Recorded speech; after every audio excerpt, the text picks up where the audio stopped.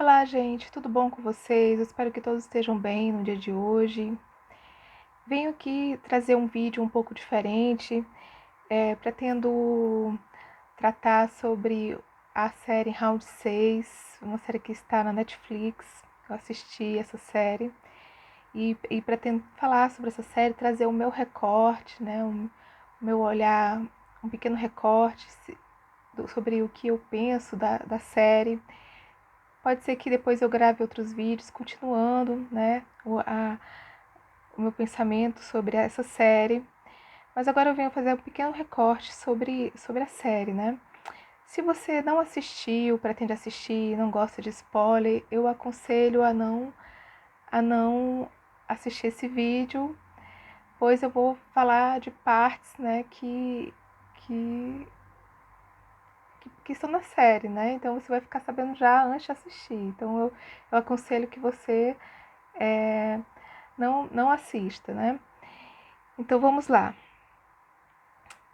A série mostra um grupo de pessoas que entram numa competição, né? Elas são capturadas, cooptadas, são vigiadas e rastreadas, né? Por um grupo de pessoas milionárias que, de certa forma, as capturam, né? Para entrar numa competição é, que, que serve de entretenimento para um grupo de pessoas milionárias, né? A qual todos vão morrer a não ser um, que é o ganhador da competição, né?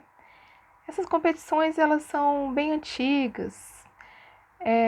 No Império Romano, né, por exemplo, os gladiadores eles eram obrigados a lutar nas arenas, né?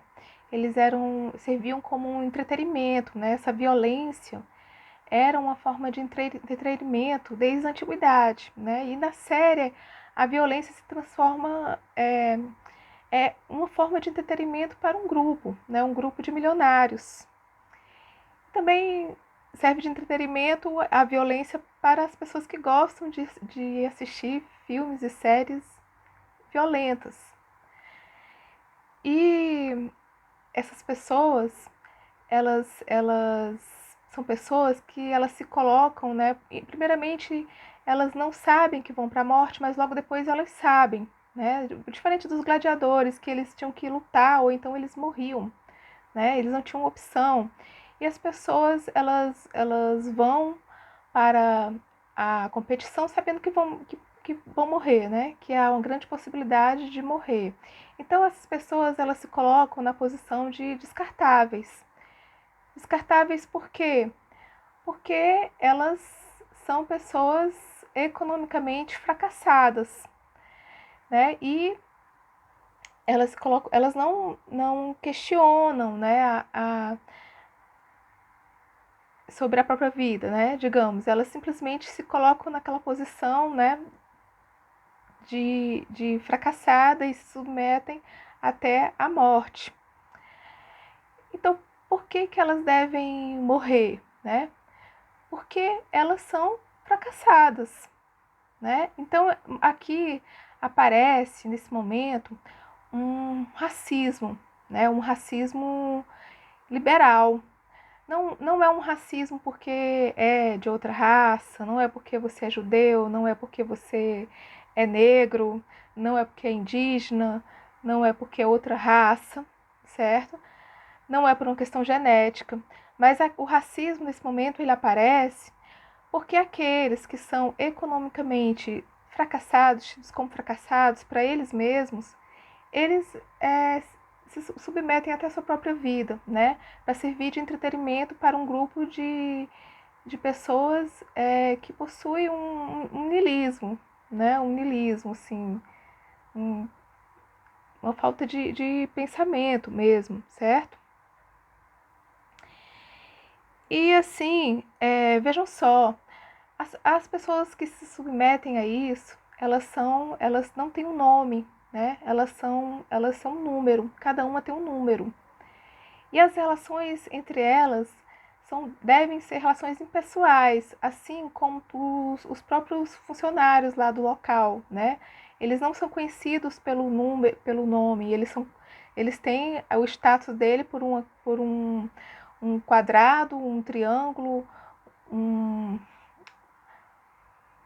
círculo, né? E as pessoas por números. Então tem uma relação assim de impessoalidade. Vejam, as pessoas, elas são...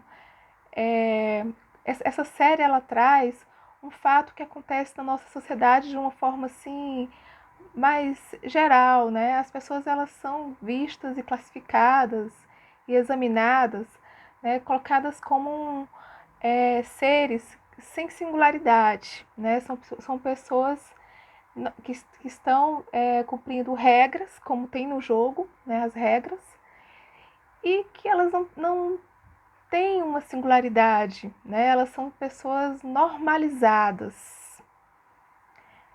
Elas seguem um padrão da sociedade, certo? Sendo que estão inseridas dentro de um racismo, né? De uma luta, onde o fracassado é que ser excluído da sociedade, né?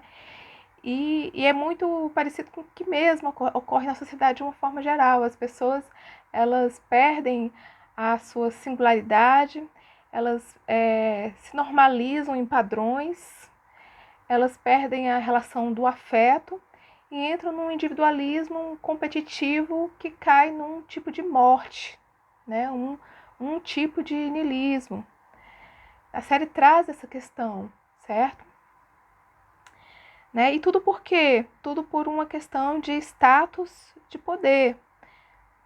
Né? O poder, né, que as pessoas entram na competição para serem os ganhadores. Né? Então as pessoas são quase como robotizadas e não existe assim um pensamento, não existe uma crítica, né? A não ser em um momento da série, né? Que é quando o personagem principal ele começa a ter relações de afeto, né? Nesse momento, ele deixou de ser alguém que se deixa levar pelas representações exteriores que a sociedade ela, ela traz, né? Como trata as pessoas como as pessoas são tratadas de formas impessoal, sem relações afetivas, apenas para cumprir essa normalização que a sociedade traz, né? E o Foucault ele fala isso no Vigiar e Punir, que é o livro que eu estou tratando agora, né? E o personagem, por um momento, ele faz uma crítica, e essa crítica acontece exatamente pelo afeto, né? O afeto de composição da amizade. Nesse momento, o personagem, ele começa a ter relações, né?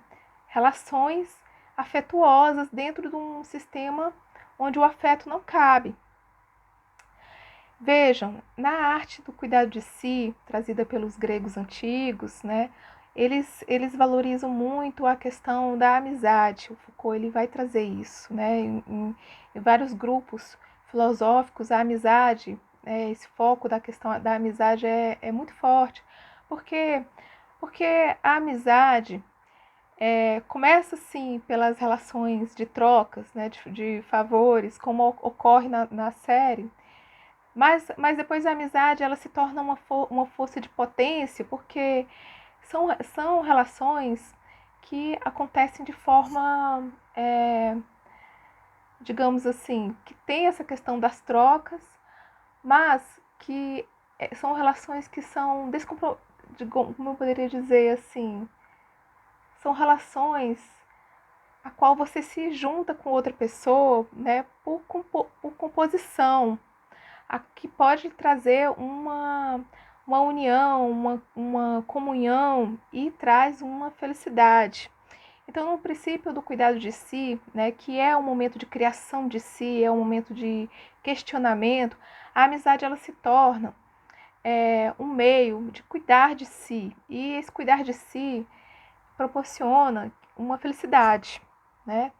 E essa felicidade é que quebra com esse niilismo, esse individualismo, que a sociedade, essa normalização, o afeto é que vem contra isso. Então o personagem ele traz esse momento, né, que seria um momento onde, inclusive no final, né, ele coloca a amizade acima do interesse individual dele, né? Aí um pensamento, certo? Ah, por quê? Porque existe aqui, nesse momento, uma relação de comunhão, de composição, de felicidade. E ele percebe que isso é o mais importante, ele não se deixa levar pelas representações exteriores que a sociedade traz, e ele faz um tipo de crítica, né? Ele faz a crítica, né? E outra questão também é uma questão até estoica, né? Como passar por tudo isso, né? Como passar por todo esse sofrimento, né?